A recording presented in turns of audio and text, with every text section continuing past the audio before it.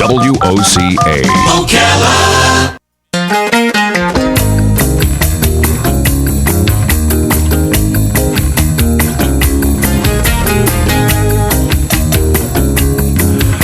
All right, thank you for tuning in. 25 minutes before 11 o'clock.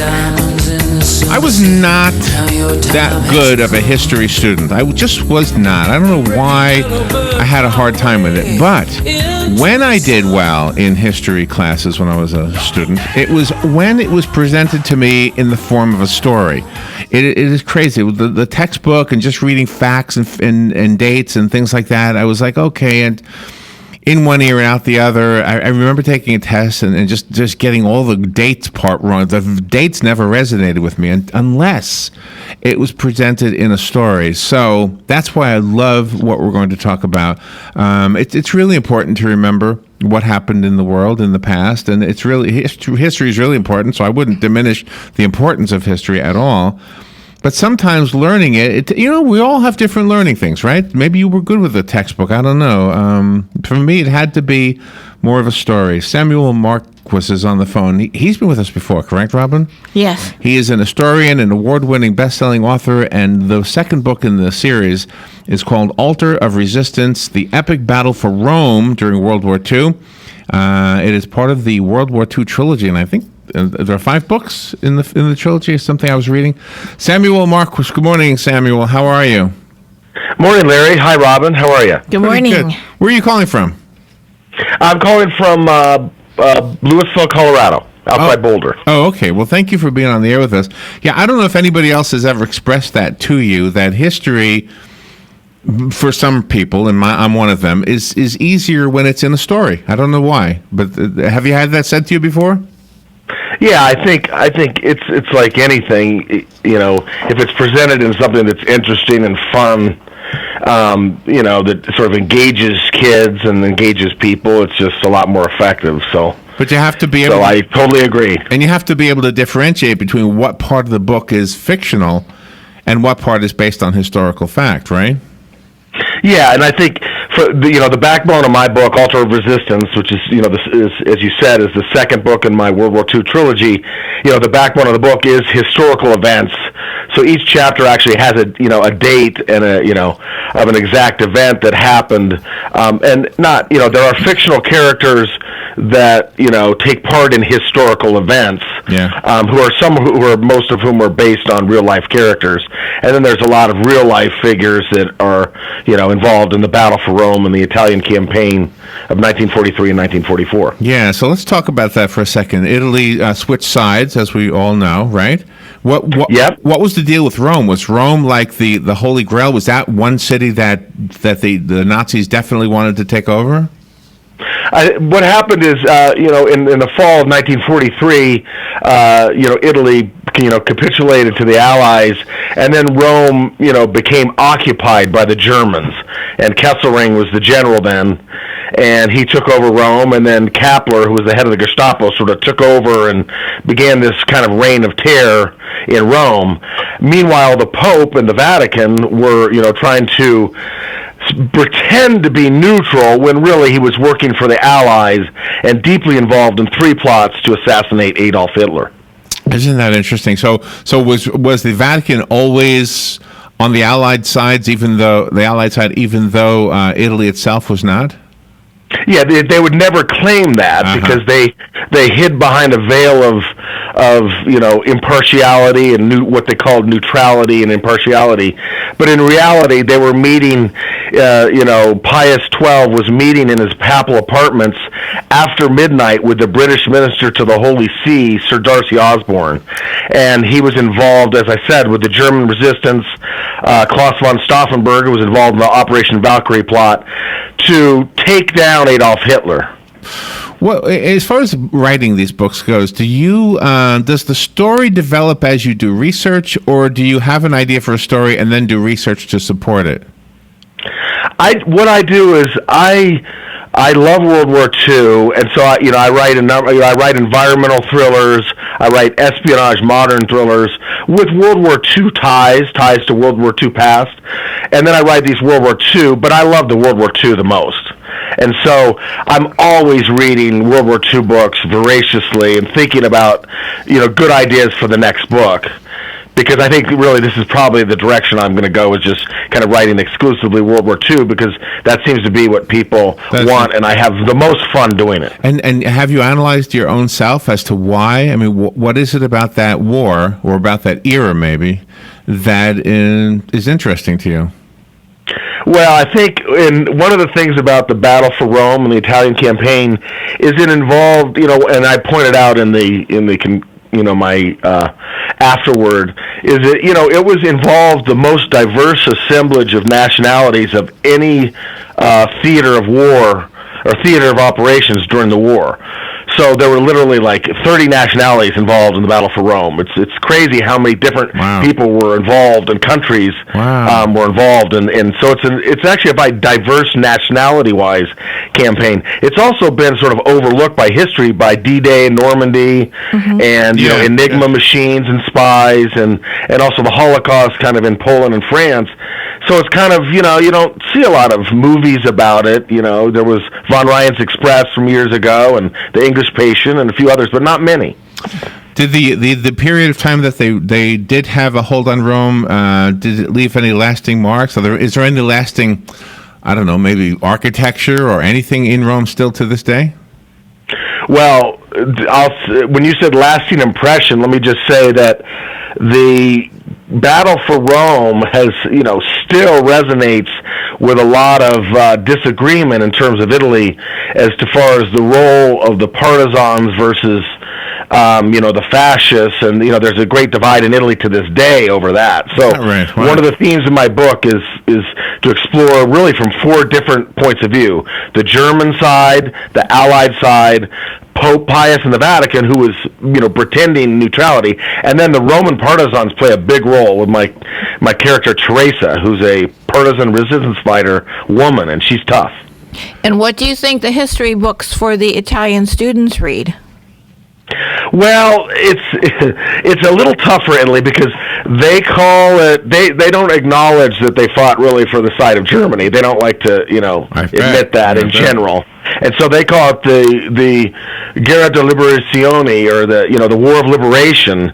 So they sort of acknowledge once they became the partisans resistance fighters fighting with allies. And they were tough. They were some of the best resistance fighters. In northern Italy, they actually worked well with the allies and had operations against the Germans. Do you know, here's just kind of a general statement about novels that are historically accurate, is that they are able to, in my mind anyway, take me into it as opposed to like flying over it. Like a textbook seems to fly over it, but a character in a book, whether he's fictional, and well, it has to be fictional, I guess, in this case, can take me into the heart of it, can actually get me to know what they're saying and what they're thinking. You know what I mean? As opposed to kind of like a U-2 spy plane view of everything. Yeah, and I think in Ultra Resistance, what I do is it's really built around a family. So, to go over it too quickly and without giving away any spoilers, it just starts out with a family in Innsbruck that consists of a German father and an Italian nobility mother, and then their 2 children. So they're sort of raised under this, a lot of European families that were of royalty were sort of intermarrying between, Germany, Austria, Hungary, and Italy.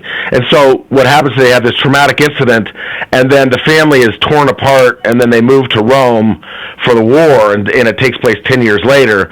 And so the father is with he's with the with the Waffen SS. He's a colonel in the Waffen SS. The mother is, is a a woman of Italian heritage who's remarried, and the daughter Teresa is Italian, living in Rome. And then the son was sort of disgusted by the whole family affair, and he went to America, and so he becomes kind of the hero of the novel. He joins the 1st Special Service Force, which was a joint Canadian and U.S. 1st Special Forces unit. And so I have all the different perspectives: the Allies, the Germans, the Pope is a point of view character, and then the partisans through Teresa, the daughter. And that must have been quite a feat in those days to be able to get to the United States, since all that unrest was brewing over there. Well, he got away in 1936 in the book, so he's become an American, basically. So he gets away years before this happens, 7 years before, and he effectively becomes an American. So it is kind of interesting. I mean, from the American perspective, at least from our generation, and I'm up there, I'm 62, so obviously after the war, but still with the war still resonating in my family's culture. My father was a World War II vet, etc. But it seems like the culture of Italy is so different than the culture of Germany. You wouldn't think that they would have embraced each other so well, or at least the Italians wouldn't have. I don't know. It just seems weird that even happened. Yeah, I think, well, the early part of the 20th century, fascism was just on the rise. So, Mussolini kind of influenced Hitler, really. Early on, Il Duce was the bigger guy. And then, of course, Hitler, by the early 30s, had kind of overtaken everybody and pretty much, slowly overtaking Europe. And Samuel Marquis is our guest, and the book is called Altar of Resistance. We'll take a little break and be right back to continue our discussion about the book. This is The Source, WOCA Ocala. The weather is brought to you by myfwc.com. Safe boating is no accidents. Tuesday will be a warm, humid day with sunshine followed by increasing clouds. Look for a shower or two this afternoon, the high 78 to 82. Partly to mostly cloudy and mild Tuesday nights with a shower in spots along the coast, low 60 to 64. Wednesday will be warm with intervals of clouds and sun, high 80 to 84. Thursday, partly sunny with an afternoon shower, high 79 to 83. From the Florida Weather Center, I'm meteorologist Joe Lundberg. We all know the importance of good health, but we may not know the latest advances in medicine that are available to us. Monday at 9 a.m., Bern Paraiso will be our roving medical reporter to tell us about Seven Hill Gastroenterology PA and Dr. Reddy. We'll discuss screening, techniques, and more. So tune in and listen. This is more than news you can use. It's news that could save your life. That's Monday at 9:05 a.m. What you may have missed on the John Tesh Radio Show. Doctors are trying to find new ways to treat patients for pain without the risk of addiction or overdose, and virtual reality is the new painkiller. Would you believe a simple breathing exercise could help your kids and grandkids be more successful as adults? This is the promise of something known as, quote, mindful meditation, which any of us can try. Did you know you can catch more from a close friend or a family member than a cold? We now know you can also catch a divorce. Intelligence for your life on the John Tesh Radio Show. Don't miss this stuff. Right to remember. Live on stage, experience the magic that is the Fantastics. February 2nd through February 26th only, Ocala Civic Theater brings you this timeless tale of two starry-eyed lovers separated by a wall and their fathers. Call 352-236-2274. That's 236-2274. Or go to OcalaCivicTheater.com for tickets to what critics call the perfect musical, The Fantastics at the Ocala Civic Theater.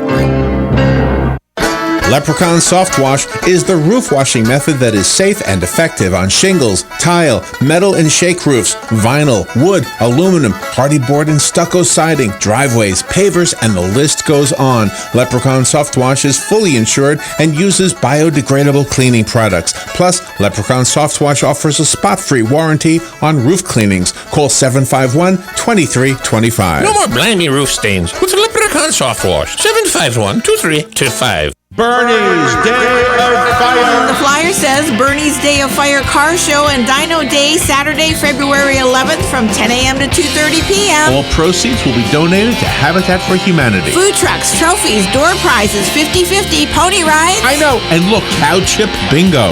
Your favorite. The address is 1 Aspen Road, Ocala. And the website is Bernies.com, BURNYZZ.com.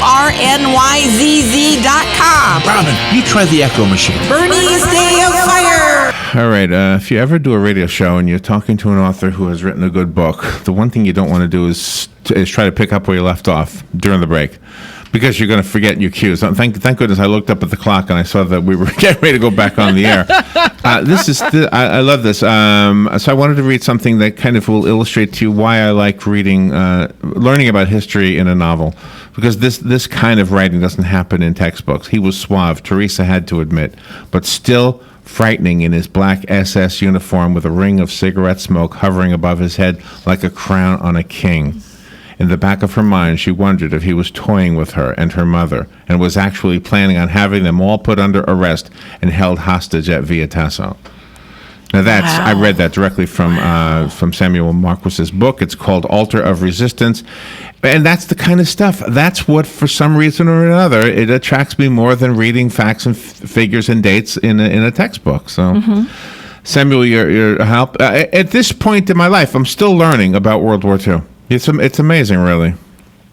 Well, I think the reason that people love World War II so much is, I mean, let's face it, the Germans were the perfect villains. I mean, when you look at Star Wars and you look at, the stormtroopers and Darth Vader, it's like, well, it seems, space Nazis. They're just they were so evil, and yet the people, what I get into is I don't want just rabid Nazis and there's plenty of those in my books, because you can't avoid them.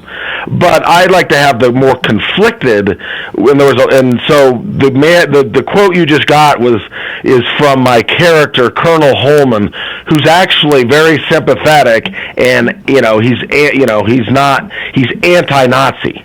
So you got to remember, there were a lot of Germans within the German military, and even within the SS, who were anti-Nazi, anti-Hitler, and were just trying to survive. Basically. Yeah. They're very conflicted. I have a distant family mother. I have a distant family member, and her father was always identified as a German soldier. And when I got older, I said, "Oh, he was a Nazi," and nobody wanted me to say that. But the truth is, he was. He was a German soldier in World War II. He would have been a Nazi, right? Yeah. Well, no, that's not really.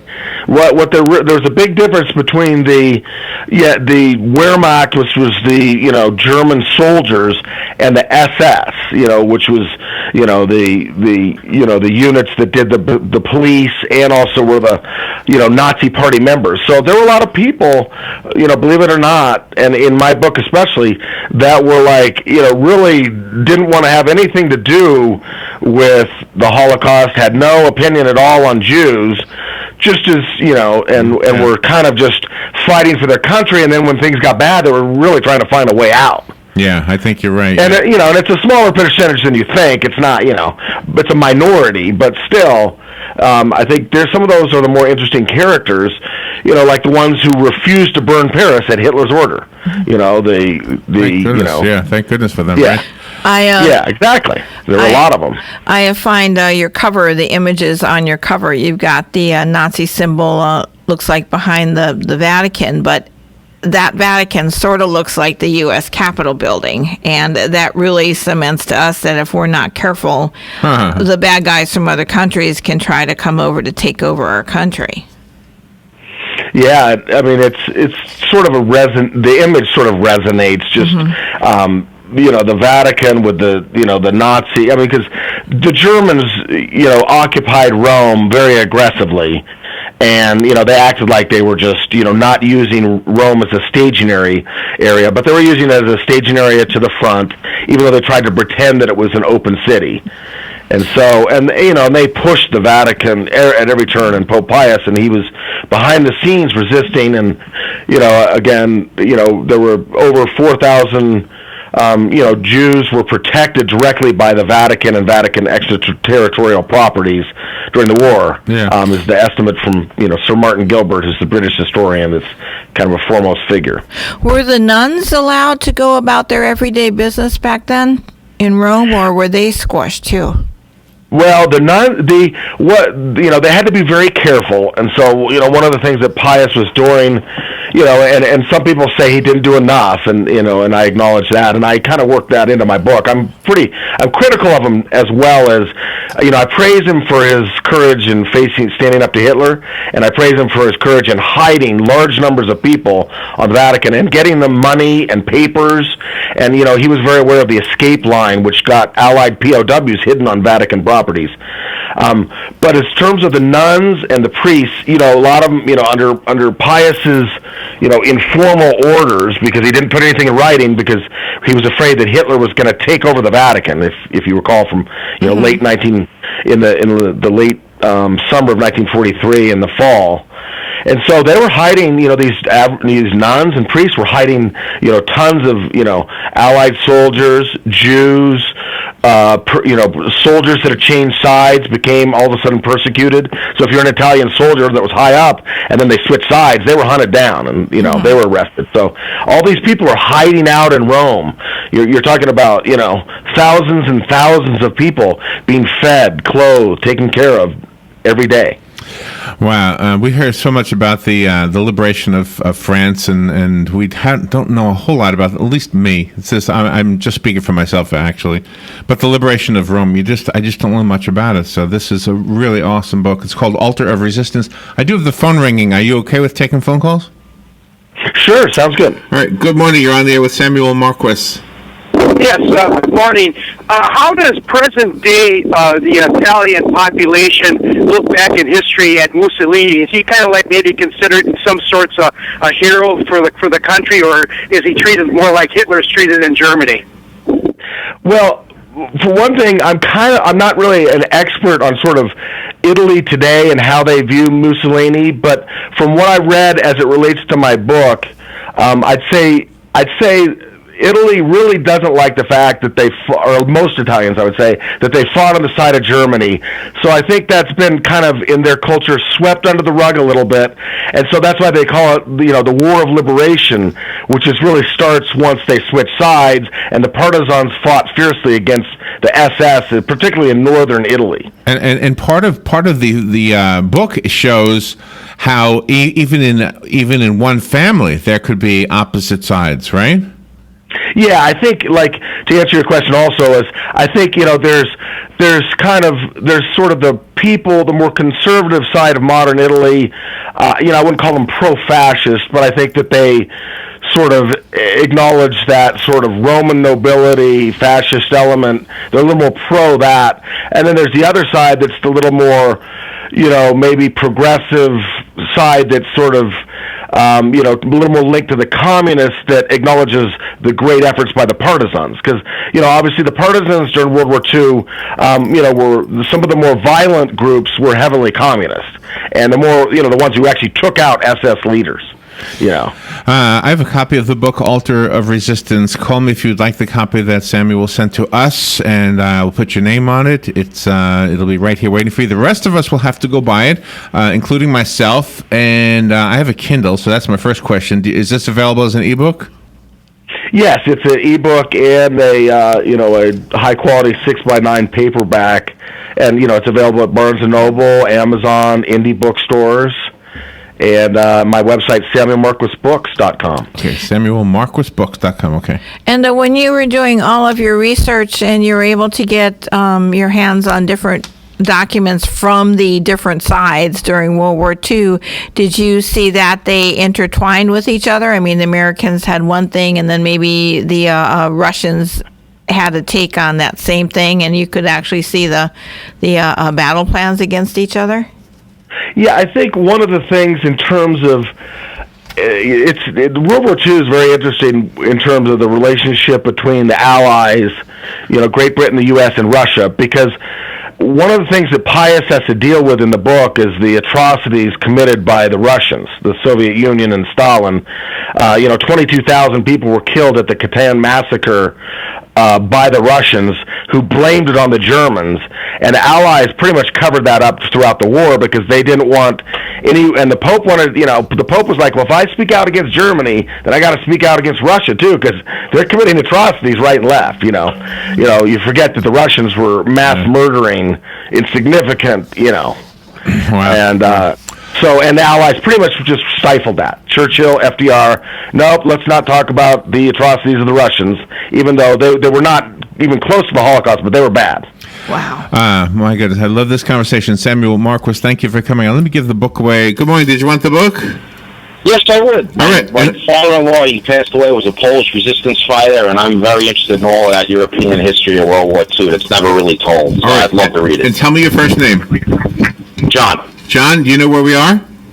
Yes, I do. Okay, it'll be waiting for you, John. Thank you. The next day or two I'll be down that way. Thank you. It'll be here. Thank you. And Samuel, thank you for being on the air with us today. Awesome interview. thanks a lot, Larry and Robin. I hope you enjoyed the book. Come back with the next one, all right? I will. Take care. We'll be right back. Gainesville, The Villages, 1370 AM, 96.3 FM, The Source.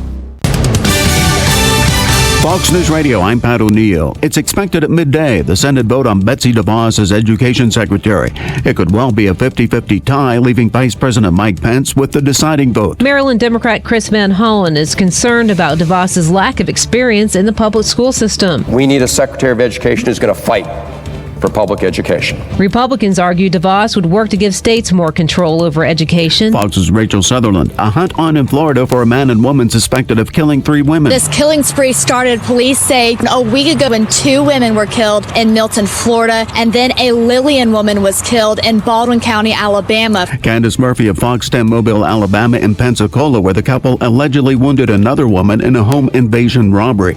An Afghan official says a suicide bomb attack near the Supreme Court building in Kabul has killed at least 19. Fox News, we report, you decide. My number 2 does not look like a number 2. I don't know what to call it. Is there a number 3? Table for 4, please. Anything close to the restroom.